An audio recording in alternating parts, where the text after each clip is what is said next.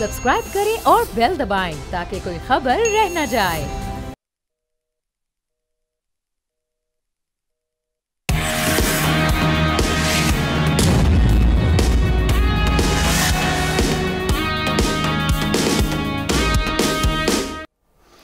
अस्सलामुअलैकुम, आप देख रहे हैं प्रोग्राम न्यूज पंच। मैं हूं सैयद फैसल करीम। आज सुप्रीम कोर्ट ने मखसूस नशिस्तों पर 12 जुलाई को दिए गए फैसले पर अक्सरियती जजेस का तफसीली फैसला जारी कर दिया।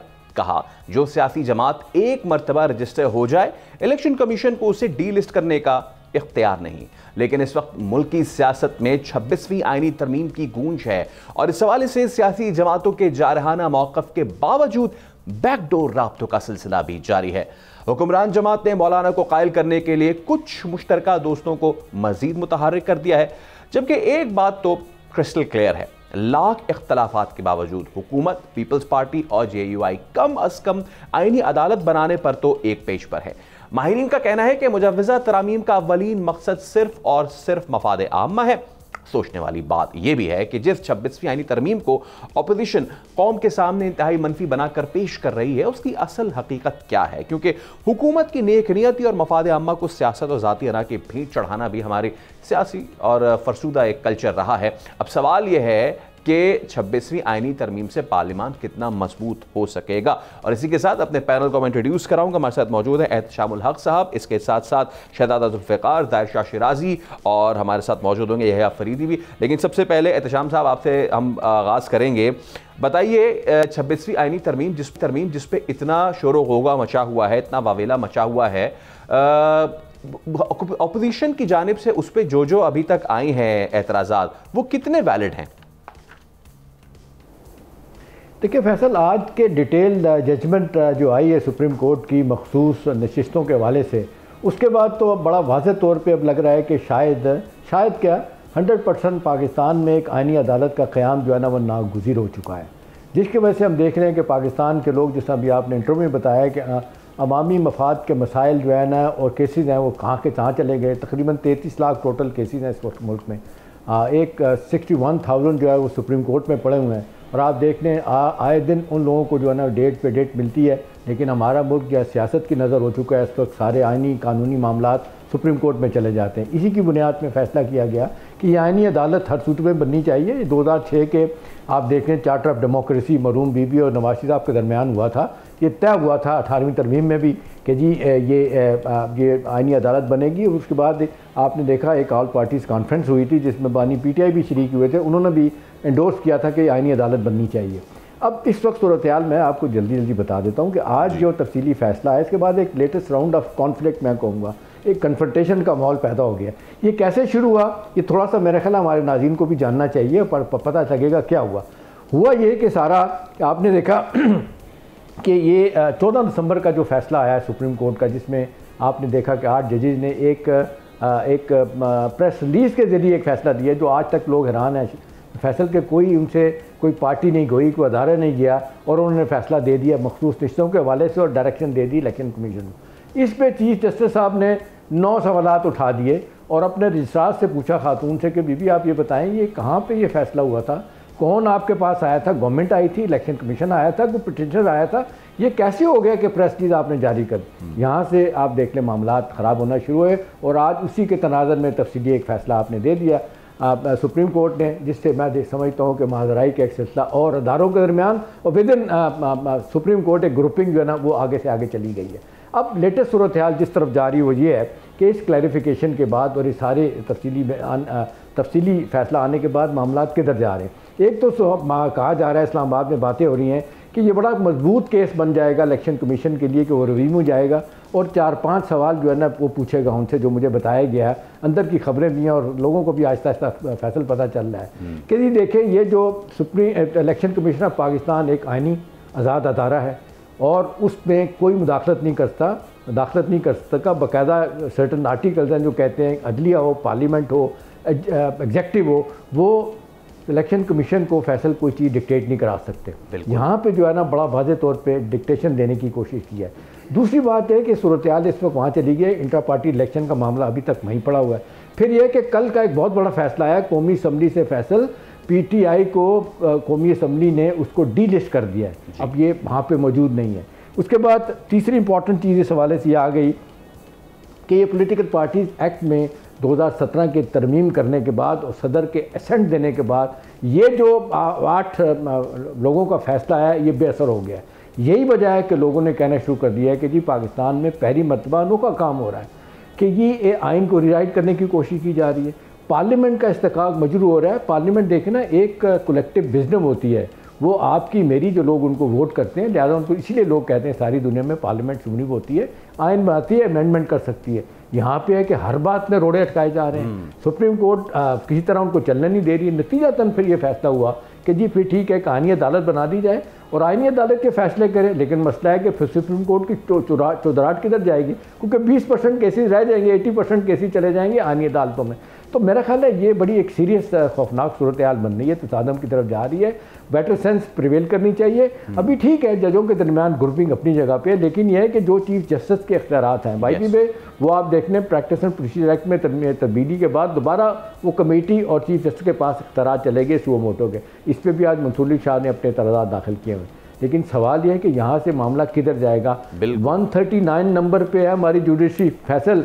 लोग उंगलियां उठा रहे हैं कि हमारी अदालतें क्या कर रही हैं, किस तरह के फैसले कर रही हैं। एक ज़माना था ज़मीनी हक़ाइक़ देख के अदालतें फैसले करती थी, आइसोलेशन में फैसले नहीं करती थी, कौमी मफाद को सामने रखा जाता था। अब कोई कौमी मफाद नहीं है, ज़ाती मफाद है। अपनी मर्ज़ी के जजेज होनी चाहिए, अपनी मर्ज़ी की अदालतें होनी चाहिए। और अगर पार्लियामेंट कुछ कहती है, पार्लियामेंट की बात नहीं सुनी जाती। तो एहतशाम साहब पार्लियामेंट ने जो हमारा माजी वही तरमीम कर सकते हैं, आप कैसे उनको रोक सकते हैं। हमारा माजी इससे जो है वो अटा पड़ा हुआ है तमाम तर मामला। पार्लियामेंट का ये हक तो आप फैसला नहीं छीन सकते कि वो कानून साजी आइन साजी कर सकती है, अमेंडमेंट कर सकती है। सारे तनाज़ में अगर देखा जाए तो मेरा ख्याल है जो आप ओरिजिनल सवाल कर रहे थे ना, कि इस वक्त पाकिस्तान में जितनी ज़रूरत आइनी अदालत की है शायद कभी भी नहीं थी। और इंटरेस्टिंग बात है कि सारी तीनों बड़ी पार्टियां, बल्कि चारों, इस पे बुनियादी तौर पे आप देंगे सारी पार्टियों ने साइन किए हुए हैं APC में, जिन्होंने कहा था कि जी आइनी अदालत बननी चाहिए, पाकिस्तान की ज़रूरत है। व्हाट वेंट रॉन्ग कि अब ये इसको रोकने की कोशिश की जा रही है सिर्फ इसलिए कि ज़ाती मफादात सामने आ रहे हैं। तो मेरा ख्याल है ये अब बेटर सेंस अगर प्रिवेल नहीं करती तो मुश्किलात पैदा होंगी। आज के इस तफसीली फैसले के बाद तो लोगों ने सारे ऐवानों में बहस शुरू हो गई कि जी हमारी सुप्रीम कोर्ट फोकस क्या है, ये जो जजेस के बारे में जो कहा जा रहा है और ये जो चीज़ें आ रही हैं कि जी खैर बैलेंस ख़राब हो गया वहाँ पे। शायद यही वजह है कि हुकूमत भी तंग आके कह रही है कि जी और जजेस लाए जाएँ, ये जजेस की तादाद 17 से 23 कर दी जाए, कुछ 2 जो है ढाक जज जाएँ 25 हो जाएंगे, शायद ये बैलेंस हो जाएगा। असल बात यह है कि जी आप वो काम जो पार्लियामेंट ने करना है, जो काम इलेक्शन कमीशन ने करना है, आप उसमें मुदाखलत कैसे कर सकते हैं। तो मेरा अपना ख्याल है, आज मेरी कुछ लोगों से बात हुई जो आइन कानून को जानते हैं, उन्होंने कहा कि बड़ा मजबूत केस है इलेक्शन कमीशन पाकिस्तान का, वो जाके इनसे पूछे कि भाई आप बताएं कि आपने फैसला किया। बिल्कुल ठीक है एहतशाम साहब, और पॉइंट टेकन। और आपने जो बात की है, और हमारा अगला सवाल याया फरीद से यही है, याया साहब, कि हम देख रहे हैं कि अब आइनी तरमीम के बाद जो आइनी अदालतें हैं उसका बदहुकूमत की तरफ से बताया जा रहा है उसका क़याम इंतहाई ज़रूरी है। It's not just in Pakistan बल्कि दुनिया के 85 ममालिक में इस तरह की अदालतें काम कर रही हैं। अपोजिशन की जानिब से ये इल्ज़ाम कि एक पैरेलल जुडिशरी सिस्टम लाया जा रहा है, हुकूमत का उसको इस तरह नेगेट करना कि जी जो आइनी अदालतें हैं वो बड़े मामला देखेंगी, इतने केसेस पेंडिंग हैं। तो इस सब को आप कैसे देखते हैं, बीइंग माहिर कानून, इस पर आपकी क्या राय है? देखिए, मुझे अफसोस होता है कि हमारी लीगल फ्रेटर्निटी सिर्फ पॉलिटिकल रीजंस और पॉलिटिकल एंगल देके किस तरह की रिफॉर्म जो पाकिस्तान में 20 साल से मांगे जा रहे हैं। अगर आप देखें तो लॉयर्स मूवमेंट कोई चीफ जस्टिस इफ्तिखार मोहम्मद चौधरी की सिर्फ बहाली के लिए नहीं थी, बल्कि पाकिस्तान के इस जुडिशल और लीगल निज़ाम को बेहतर बनाने के लिए थी।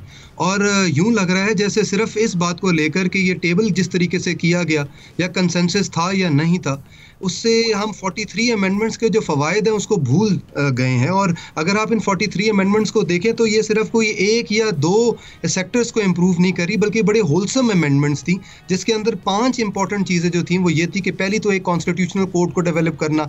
ये भी जैसे उन्होंने कहा, पाकिस्तान कोई पहला मुल्क नहीं है जिसके अंदर एक कॉन्स्टिट्यूशनल कोड बनाई जा रही है। दुनिया की जो बेहतरीन डेमोक्रेसीज़ हैं, फ्रांस हो गया, जर्मनी हो गया, वहाँ पे कॉन्स्टिट्यूशनल कोड्स जो हैं वो पिछले 100 सालों से जो है वो काम कर रही हैं। और एक ऐसी अदालत जिसके सामने 59,450 केसेस पेंडिंग हो, जिसमें हर साल 25,000 केसेस फाइल होते हों, जिसके अंदर सिर्फ 17 जजेस हैं, और वो 17 जजेस भी ज़रूरी नहीं है कि कॉन्स्टिट्यूशनल केसेस के एक्सपर्ट्स हों। तो वहां पर एक पैरेलल अगर जुडिशरी बना भी दी जाती है तो उससे इंडिपेंडेंस ऑफ जुडिशरी किस तरीके से हार्म होती है, ये सवाल का कोई जवाब देता नहीं है, लेकिन इसको इंडिपेंडेंस ऑफ जुडिशरी पर अटैक समझ लिया जाता है। यकीनन हमें एक कॉन्स्टिट्यूशनल कोर्ट की ज़रूरत है, बिकॉज पाकिस्तान में देखिए 90% जो सुप्रीम कोर्ट में केसेस फाइल हुए हुए हैं वो ऑर्डिनरी लिटिगेंट के केसेस हैं, लेकिन क्योंकि वो जो अदर 10% है कॉन्स्टिट्यूशनल केसेस, वो टाइम डिमांडिंग केसेस होते हैं, कॉम्प्लिकेटेड केसेस होते हैं। उसमें देखें 50 से ज़्यादा तो सिर्फ पिटिशनर्स होते हैं, 50 से ज़्यादा तो रिस्पोंडेंट्स होते हैं, तो अदालत का सारा दिन जो है वो तो इन कॉन्स्टिट्यूशनल केसेस को सुनने में लग जाता है और आपको ऑर्डिनरी लिटिगेंट सफ़र करता है। अब एक लीगल सिस्टम जिसके ऊपर आवाम का ट्रस्ट ना हो, ऐसे लीगल सिस्टम का फ़ायदा क्या है? बिकॉज उससे तो उस अदारे की लेजिटिमेसी भी ख़राब होती है और स्टेट की जो रिट है वो भी डिक्लाइन होती है। तो मुझे लगता है कि बहुत जल्द ही हमारी वकला की तंजीमों ने और कुछ वकीलों ने इन अमेंडमेंट्स को जो है वो बिल्कुल कोल्ड स्टोरेज में डाल दिया, देखे बगैर कि ये वही चीज़ें हैं जो बहुत टाइम से वकील तंजीमें जो है वो मांगती जा रही थी। अब आप दूसरी तरफ आ जाएं तो देखें ये बारी बारी कहा जा रहा है कि इन अमेंडमेंट से इंडिपेंडेंस ऑफ जुडिशरी जो है वो अफेक्ट हो गई है। अब दुनिया भर की आप एग्जांपल्स ले सकते हैं, अमेरिका की एग्जांपल ले ले, वहाँ पर जो chief justice of American supreme court वो यूएसए के प्रेसिडेंट जो है वो रेकमेंड करते हैं, सेनेट उनकी कंफर्म करती है। तो अगर पाकिस्तान में एक नेशनल असेंबली की कमेटी बन जाए जो 3 सीनियर मोस्ट जजेस, कहीं ये नहीं कहा गया कि नेशनल असेंबली मुझे या किसी को भी चीफ जस्टिस लगा देगी, बल्कि सिर्फ कहा यह गया है कि 3 जो सीनियर मोस्ट जजेस हैं उनमें से एक को रेकमेंड किया जाएगा। और दूसरी बात कि देखिए एक जज को निकालना जो है वो सबसे इंपॉर्टेंट होता है कि उसकी अथॉरिटी किसके पास है। ये अथॉरिटी कोई नेशनल असेंबली की कमेटी के पास नहीं है, ये अथॉरिटी जुडिशियल कमीशन के पास ही रहेगी। इस पे आपका से बहुत इंपॉर्टेंट है और मैं अपने दीगर 2 पैनलिस्ट से इजाजत के साथ आपसे अगला सवाल भी करना चाहूंगा कि कुछ इस तरह की चीज सामने आ रही है कि अगर एक आईनी अदालत हो गया और एक कॉमन कोर्ट हो गया तो कोई कॉन्फ्लिक्ट ऑफ इंटरेस्ट आ जाएगा, तो क्या ये उज़र ठीक है, ये परेशानी ठीक है और ये किस तरह काम करेगी? कोई टकराव तो नहीं होगा? इस पे ज़रा मुझे मुख्तसर बताइए, फिर मैं दीगर पैनल के जानिब जाऊंगा।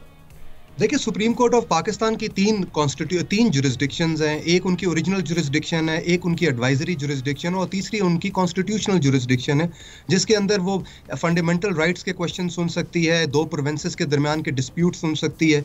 तो ये जो अमेंडमेंट्स की जा रही है इसके अंदर ना तो ओरिजिनल जुरिस्डिक्शन सुप्रीम कोर्ट की इफेक्ट होती है, ना एडवाइजरी जुरिस्डिक्शन इफेक्ट होती है, सिर्फ कॉन्स्टिट्यूशनल जुरिस्डिक्शन के लिए एक सेपरेट अदालत बनाई जा रही है। और साथ साथ ये कहा गया है कि हाई कोर्ट के अंदर भी अगर कोई कॉन्स्टिट्यूशनल क्वेश्चन आएगा तो उसकी अपील जो है वो एक कॉन्स्टिट्यूशनल कोर्ट के पास जाएगी। तो ना तो सिविल और ना तो क्रिमिनल साइड की जुरिस्डिक्शन को अफेक्ट किया गया है, तो मुझे नहीं लगता कि इन 2 अदालतों के अंदर कोई कॉन्फ्लिक्ट है। दूसरी बात कि ये भी कहा गया है इन अमेंडमेंट्स के अंदर कि इस कॉन्स्टिट्यूशनल कोर्ट के लिए एक एक्ट ऑफ पार्लियामेंट बनाया जाएगा जो इसकी सारी वर्किंग, कितने बेंचेस होंगे, कितने जजेस होंगे, कहाँ पे इनका स्टाफ होगा, कहाँ हेडक्वार्टर्स होगा, ये सारे के सारे जो है वो पार्लियामेंट के through an act of parliament बनाना है। तो अगर कोई कॉन्फ्लिक्ट फ्यूचर में आ भी सकता है तो पार्लियामेंट कानून साजी के थ्रू स्ट्रीमलाइन कर सकती है इस प्रोसेस को। इंपॉर्टेंट हमारे लिए इस वक्त यह है कि हम अपने निज़ाम को बेहतर करें, हम अपने निज़ाम के ऊपर लोगों का ट्रस्ट डेवलप करें और हम 139 नंबर पे ना रहे जुडिशियल इंडेक्स पे, बल्कि एक बेहतर नंबर के ऊपर आ। बिल्कुल ठीक है। अब और आपने बहुत ज़बरदस्त इसको समअप किया है, मेरे ख्याल से बेहतर समअप और कोई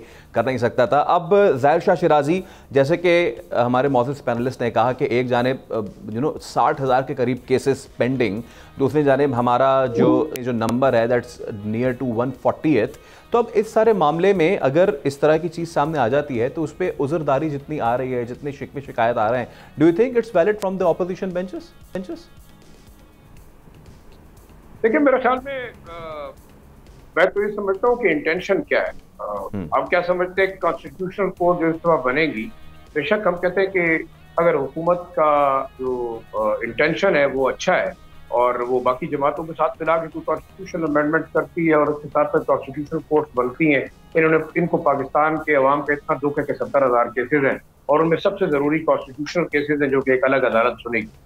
मुझे ये बताइए कि पेंडेंसी कौन से केसेस की है यहाँ? तो मेरे ख्याल में जो इलीट क्लास है, आपके पॉलिटिकल पार्टीज है, आपकी पॉलिटिकल इलीट है, लीडरशिप है, उनका केस तो प्रायोरिटी पे सुना जाता है।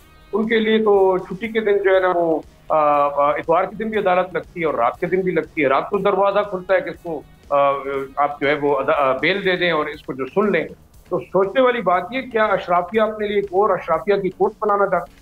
बड़ी अजीब सी बात है। अगर सुप्रीम कोर्ट के जजेस वो लोगों को इंसाफ नहीं फराहम कर सकती। कॉन्स्टिट्यूशनल कोर्ट क्या उन चंद लोगों के लिए या चंद पार्टीज के इश्यूज के ऊपर बात करेगी? लेकिन मैं ये समझता हूँ कि मेरे ख्याल में हुकूमत जो इस वक्त करने जा रही है वो आइंदा जब ये अपोजिशन में होगी, पीपल्स पार्टी या PMLN, तो क्या सेम सिचुएशन यहाँ पे नहीं होगी? अगर ये समझते हैं कि जजेस इनकी मर्जी से आज लग जाए और ये जितने भी इस वक्त पेंडिंग केसेस हैं जिसमें आप जो है वो सीटों का केस कह लें या बाकी ऐसे अमेंडमेंट कह लें, तो वो मेरे ख्याल में कॉन्स्टिट्यूशनल कोर्ट के थ्रू ये कर लेंगी और कर लेंगी। लेकिन मैं ये समझता हूँ कि पाकिस्तान के अंदर जो निज़ाम है, चाहे वो अदालती निज़ाम है, चाहे आपका पार्लियामेंट का निज़ाम है, वो चंद लोगों के लिए।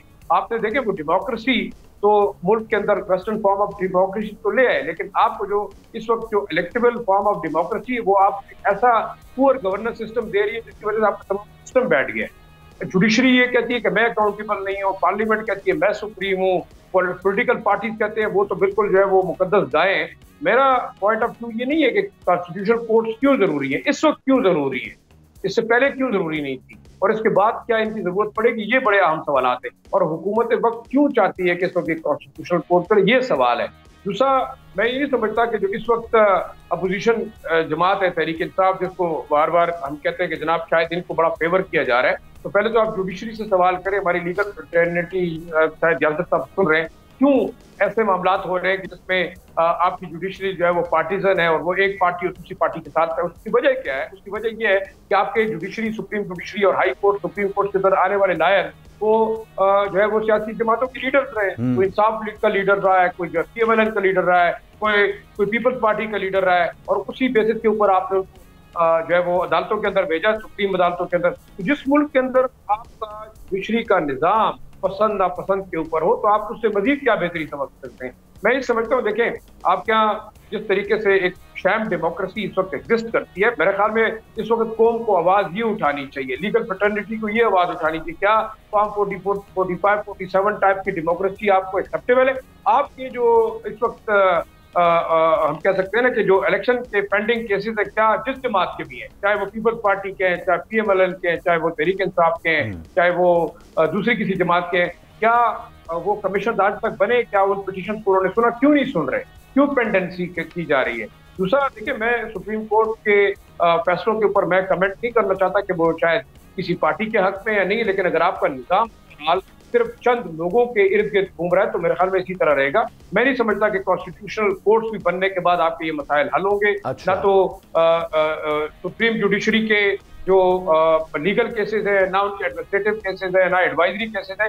केसेस आपके हल होंगे उसी एलीट सुप्रीमेसी रखने वाले लोगों को, चाहे वो ब्यूरोक्रेसी के अंदर है, चाहे वो सियासत के अंदर है। गरीब आदमी जो 80% है ना, मेरे ख्याल में वो इसी तरह रुलता रहेगा। आप 139 क्यों डालते हैं? क्या आपके सुप्रीम कॉन्स्टिट्यूशनल केसेस के जो इनडिसीजन की वजह से, या आपके जो बेचारे ग्रास रूट लेवल पे लोग हैं वो रोल रहे हैं? आप भुट्टो साहब को आपने कितने साल बाद इंसाफ दिया कि उनका फैसला, उनके खिलाफ होने वाला फैसला गलत था? तो अब मैं ये बात कर रहा हूँ कि अगर आप सियासी जमातें जुडिशरी को, पार्लियामेंट को, ब्यूरोक्रेसी को, इस्टेब्लिशमेंट को, इवन मिलिट्री को अपने जाती मफादात के लिए इस्तेमाल करेंगे तो आप इसी किस्म के क्राइसिस से गुजरेंगे। और मेरे ख्याल में मुल्क इस तबाही के दहाने पे चला गया है। कॉन्स्टिट्यूशनल कोर्ट नहीं, आप ब्रांशियल बैंकरप्सी के तरफ जा रहे हैं। आपका तमाम एलीट सिस्टम जो है वो करप्ट है, जो इस मुल्क को चुका है। जजेस भी शामिल है, इसमें आपकी ब्यूरोक्रेसी भी शामिल है, इसमें आपकी पार्लियामेंट भी शामिल है। इस पार्लियामेंट के अंदर माफिया के लोग बैठे हो तो आप उनसे क्या तवक्कुल? बिल्कुल ठीक है ज़ाहिर शराई साहब, जैसे आपने कहा कि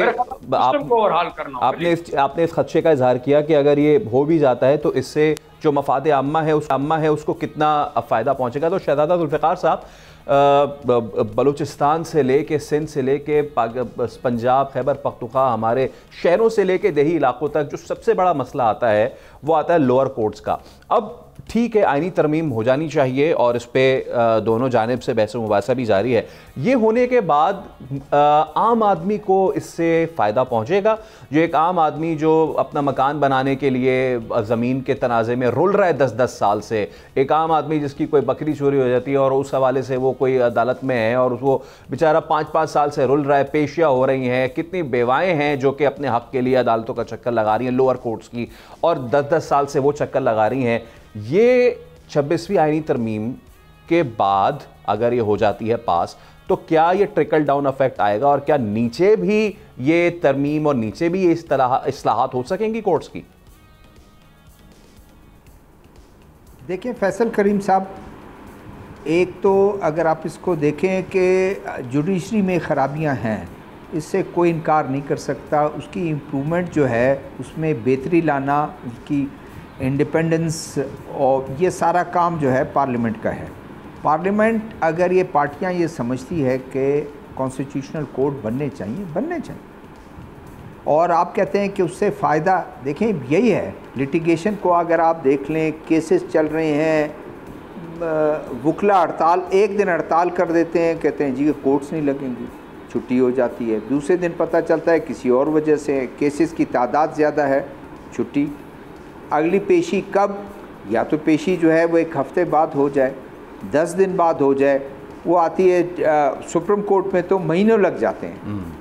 मैं ख़ुद गवाह हूँ इस चीज़ का कि काफ़ी जो वो लोग जो बेचारे सुप्रीम हाई कोर्ट के ख़िलाफ़ सुप्रीम कोर्ट में गए हैं, या तो वो इतने पैसे उनके पास हों कि वो इस्लामाबाद जाएं और उनको ये भी यकीनदानी हो कि मेरा केस लगेगा। अगर केस वो जाएगा, उधर रहेगा, केस नहीं लगा वो वापस आ जाएगा, पैसे भी खर्च करेगा, सारा कुछ भी होगा। तो ये बात बर्डन उन पर है। तादाद अगर उनकी समझते हैं, हुकूमत की, पार्लियामेंट की समझती है कि उनकी जजेस की तादाद बढ़ाई जाए, बिल्कुल बढ़ाई जाए। और कॉन्स्टिट्यूशनल कोर्ट जो है वो उसकी अब मसाइल हल होना, देखें गारंटी किसी के पास नहीं है कि बिजली का ये बटन नहीं है कि ऑन ऑफ आपने किया और एक इतने अरसे से ख़राबियाँ हैं वो आपको ओवरनाइट चीज़ें सही हो जाएंगी। हमारे आपके रवैये पे भी डिपेंड करता है ना। हम तो सब कुछ हुकूमत के उसमें डाल देते हैं। क्या ये शहर में जो ख़राबियाँ हैं, जो चीज़ें हैं, कभी कहते थे कि जज जो है वो अखबारात ना पढ़ें, कभी कहते थे कि वो किसी की शादियों में ना जाएं, सोशल कांटेक्ट में ज़्यादा ना रहें, वो इन्फ्लुएंस होते हैं, वो अखबार पढ़ते हैं तो चीज़ें होती हैं। अभी तो जज तो बात भी करते हैं ताकि हेडलाइंस बन जाएं, ताकि जो है वो टिकर्स उनके वो हो जाएं। तो ये भी चीज़ें बहुत ज़्यादा वो हैं। अगर हम एकतरफ़ा बात अगर कर लें कि चलें भाई जजेस के फ़ैसले जो हैं वो बिल्कुल सारे ठीक है, जजेस के अंदर डिवीज़न है। क्या ये फ़ैसला जो आप देखें कि जो आया है डिटेल में, क्या इन्होंने उसमें उन जजेस जिन्होंने इख्तिलाफ़ किया, क्या उनको नहीं कहा कि मुनासिब नहीं है, उनके मनसब के ख़िलाफ़ है? एक वो जजेस गो के माइनॉरिटी में हैं, वो कहते हैं कि ये आपके जो फ़ैसला आप मेजॉरिटी ने दिया है ये आइन से मुतसादिम है क्लियरली। ये कहते हैं इससे फ़र्क नहीं पड़ता कि उसने दरख्वास्त दी है या नहीं दी है। पार्टी पर जो है वो तमाम आज़ाद इतने बड़े तादाद में आए, वो हमने भैया आपने कैसे समझ लिया, सबूत की बात है। आप अदालत फ़ैसले जो है वो सबूत की बुनियाद पे कहते हैं। कोई जज ज़ाती तौर पर किसी चीज़ को जो जानती है उसकी बुनियाद पर फ़ैसले नहीं होते हैं। तो मेरे ख़्याल में चीज़ें, जुडिशरी का निज़ाम ठीक है, गवर्नेंस से बहुत जुड़ा हुआ है। अगर आपका गवर्नेंस बेहतर होगा तो आपके मसले मसाइल आम लोगों तक वो जाएंगे। अगर आपका जुडिशरी का निज़ाम इसी तरह जाएगा और नोज़ डाइव होगा तो चीज़ें और ज़्यादा होंगी और लोगों में इस्तराबियत बढ़ेगी माशरे में। आम आदमी जो है वो कब किसी ना देखें, एक आम आदमी कहता है डीसी करप्ट है, एक मैं मिसाल दे रहा हूँ, पुलिस वाला करप्ट है, वो दौड़ता हुआ जाता है अदालत, और अदालत में भी उसको इंसाफ कम उस वक्त में ना मिले तो और उसको पता चलता है। बलूचिस्तान में मैं आपको एक मिसाल दूं कि मैं सिर्फ इसको वाइंड अप कर रहा हूं, बलूचिस्तान में आप ब्रेक के बाद आपसे भी हम ये मिसाल और एहतशाम साहब आपसे भी हम सुनेंगे कि what do you want to add to it. अभी एक ब्रेक ले लो, उसका दोबारा हाजिर होंगे। स्टे विद अस।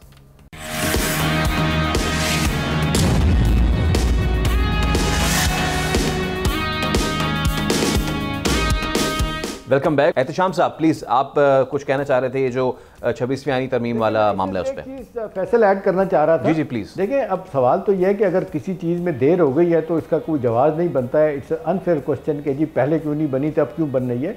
सवाल इस वक्त यह है कि इस पर कंसेंसस है तो डेफिनेटली है, सारी सियासी जमातें बड़ी इसको मानती हैं कि होना चाहिए। अब टाइमिंग की बात है, पीटीआई अपने ज़माने में करवा लेती, नहीं किया उन्होंने, लिहाजा मेरा ख्याल है जब भी कोई अच्छा काम जिस वक्त हो रहा है उसको कर लेना चाहिए। अब ये कि जी फलां वक्त में क्यों नहीं हुआ, इस वक्त में हो रहा है, तो मेरा ख्याल है ये बहुत ज़्यादा बिटवीन लाइन पढ़ने वाली बात।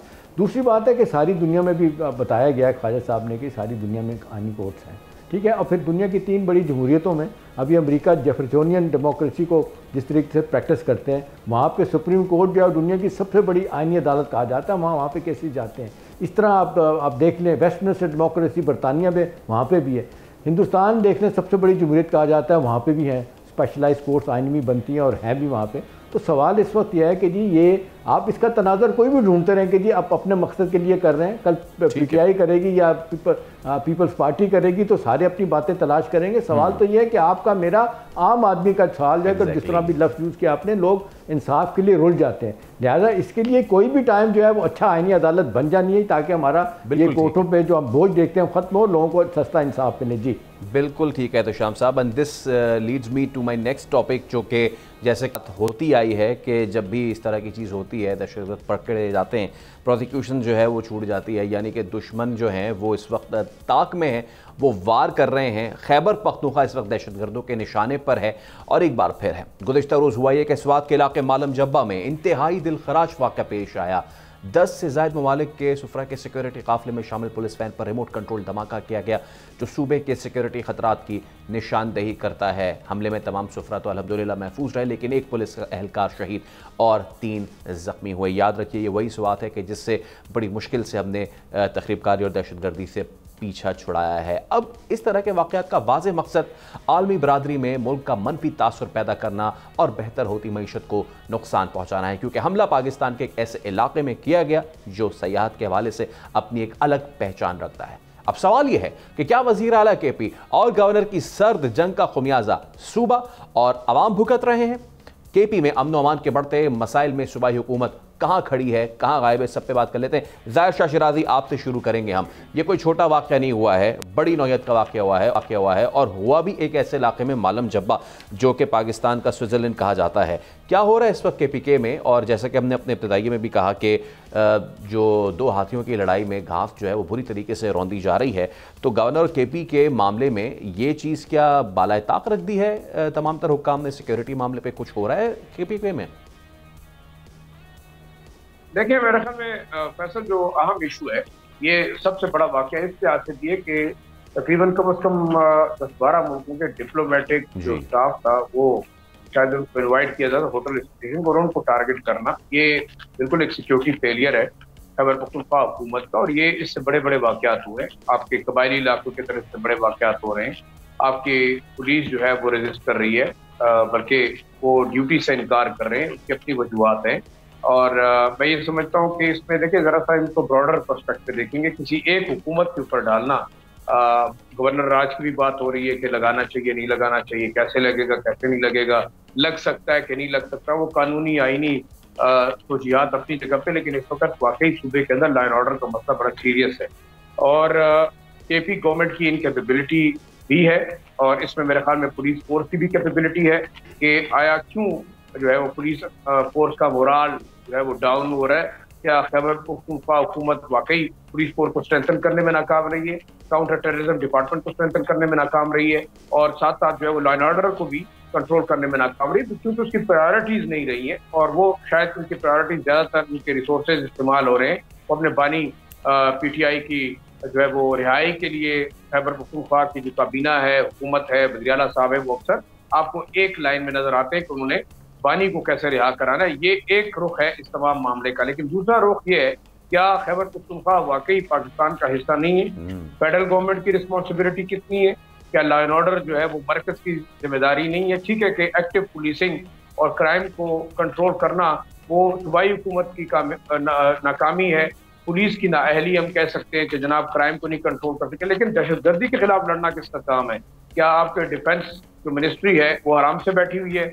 एक इतना बड़ा सूबा जिसका बॉर्डर बलूचिस्तान और खैबर पख्तूनख्वा का एक इंटरनेशनल दूसरे मुल्कों के साथ लगता है, उसकी लॉ एंड ऑर्डर की जिम्मेदारी क्या फेडरल गवर्नमेंट के ऊपर नहीं है? क्या यहाँ बॉर्डर के ऊपर जितनी चीजें हो रही है? देखिए ओवरऑल देखा जाए तो मेरे ख्याल से सूबाई और मरकजी हुकूमत की आपस की चपकलिश कह रहे हैं, दोनों सियासी हुकूमतों की आपस के मफादात कह ले, उससे जो है सूबा सफर हो रहा है, इकोनॉमिकली भी लॉ एंड ऑर्डर के हवाले से भी। ये जो कल धमाका हुआ है, क्या इसके अंदर गाड़ियां जब जा रही थी उसका जैमर का इंतजाम क्यों नहीं था? क्या फेडरल गवर्नमेंट को अंदाजा नहीं था कि इस्लामाबाद से डिप्लोमेटिक स्टाफ जा रहा है क्या वो कुछ सिक्योरिटी फराहम करते, उनकी क्या जिम्मेदारी है।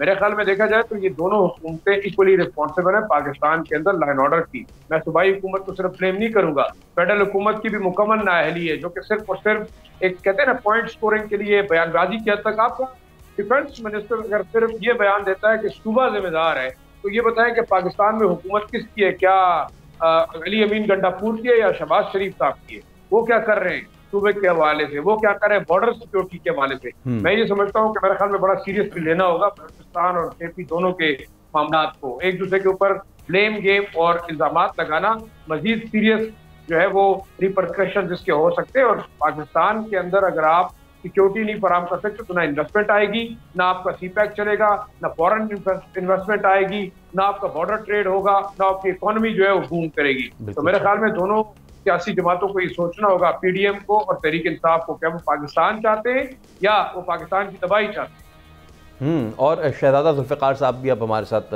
आ चुके हैं। शहजादा साहब, ये वाक़या हो जाना इस तरह का, और वो भी खैबर पख्तूनख्वा के ऐसे मुकाम पे हो जाना जहाँ से हमने अल्लाह अल्लाह करके बड़ी मुश्किल से ये दहशतगर्दी के इफरीत को ख़त्म किया है। अभी हम एक ब्रेक ले रहे हैं, उसके बाद दोबारा हाजिर होंगे। स्टे विद अस।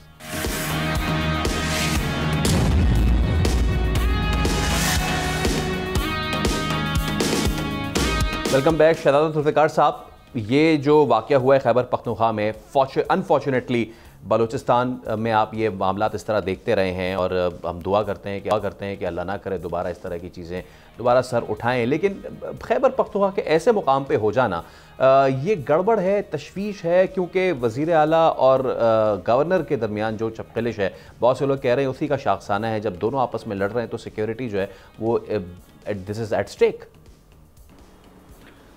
देखिए, एक लास्ट सिर्फ एक बात मैं उसको ऐड कर दूँ, शायद टेक्निकल उसकी वजह से, कि बलूचिस्तान में लोग कबायली लोगों के पास इसलिए जाते हैं कि वो अपने फ़ैसले वहाँ करवाएं। उसकी वजह यह है कि वो अदालती निज़ाम पर पूरा वो भरोसा ही नहीं करते हैं। वो कहते हैं कि 20 साल लगेगा, 25 साल लगेगा और फ़ैसला मेरे ख़िलाफ़ आएगा, तो बेहतर ये नहीं है कि मैं उसी सरदार, उसी मोतबर के पास चले जाऊं, फ़ैसला मेरे ख़िलाफ़ ही आ जाए, कम अज़ कम मैं अपनी जान तो छुड़ा लूँगा। तो ये एक वो है, और उस चीज़ को इम्प्रूव करने की ज़रूरत। जो आपने बात की, यकीनन जहाँ गवर्नर और चीफ मिनिस्टर एक पेज पे नहीं होंगे बहुत से मामलात में, वहाँ जो है मिसअंडरस्टैंडिंग होगी, और नीचे इसी तरह फिर पुलिस है और आपके साथ जो अफवाज पाकिस्तान के जो लोग वहाँ पर जो है उनकी दहशतगर्दी के ख़िलाफ़ या दहशतगर्दों के ख़िलाफ़ कार्रवाई कर रहे हैं, पुलिस का क्या होगा, एफसी का क्या रोल होगा, उस वजह से ज़रूर उनको वो चीज़ें उनकी तवज्जो हट जाएंगी, क्योंकि वो आपस में लड़ रहे हैं।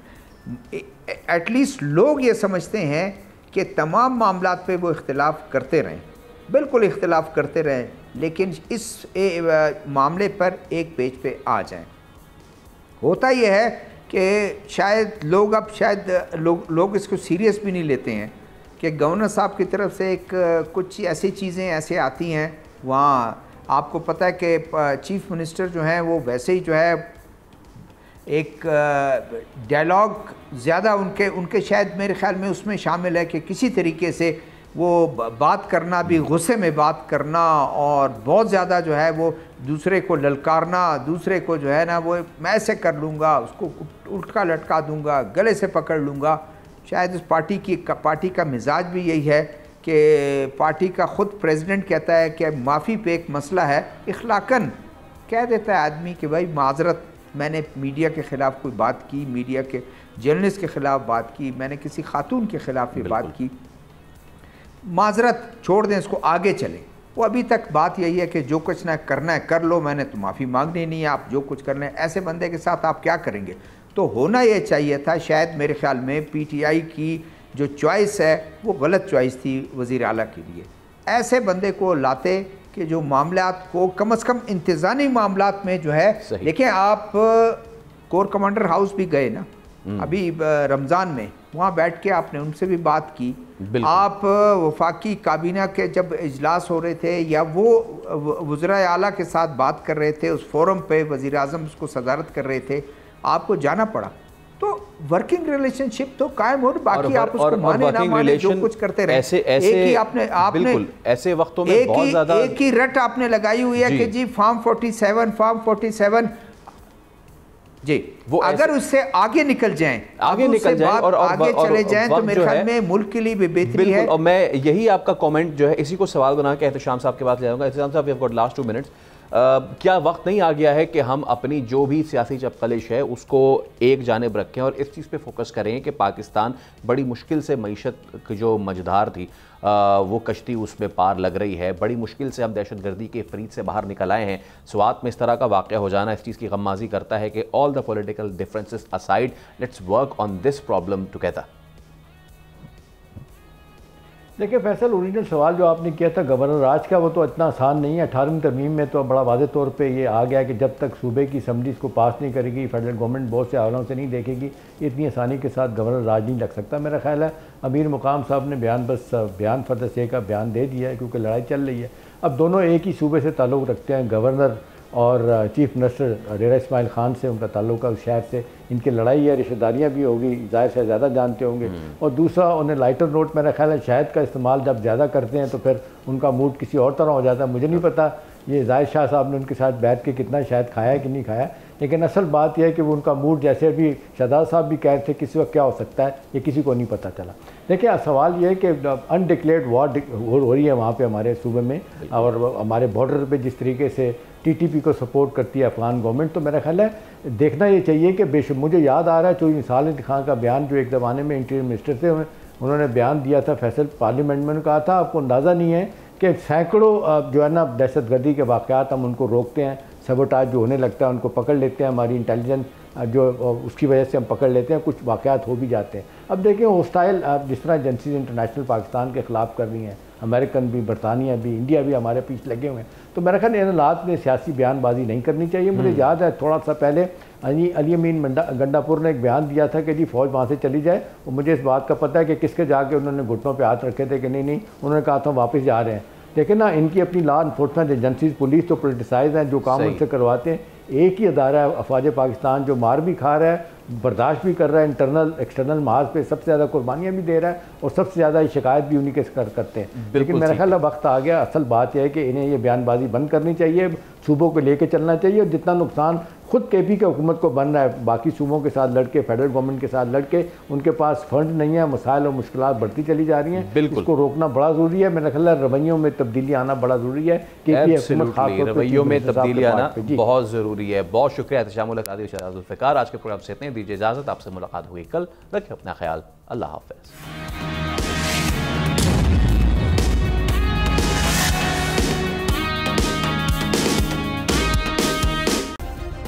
सब्सक्राइब करें और बेल दबाएं ताकि कोई खबर रह न जाए।